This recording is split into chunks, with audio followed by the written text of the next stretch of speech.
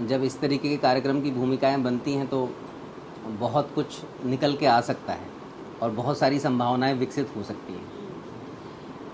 अभी जो प्रयास हम लोग कर रहे हैं कि जब भी हम इस तरीके का कोई कार्यक्रम करें या कोई शास्त्रार्थ रखें, अब शास्त्रार्थ से भी हमें कुछ ना कुछ समझ में आता होगा क्या होता है शास्त्रार्थ। शास्त्र का मतलब होता है विज्ञान।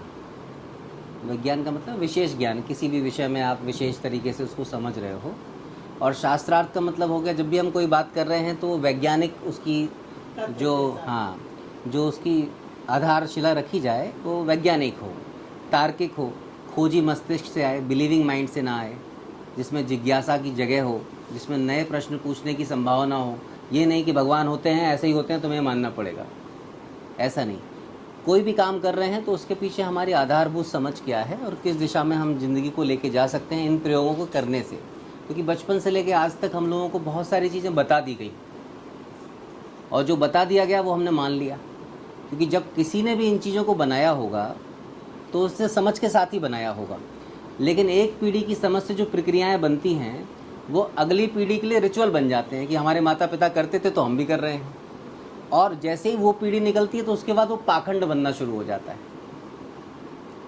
क्योंकि जिसने बनाया था वो समझ को पास ऑन नहीं किया, प्रक्रिया पास ऑन हो गई और प्रक्रिया पाखंड बन जाती है।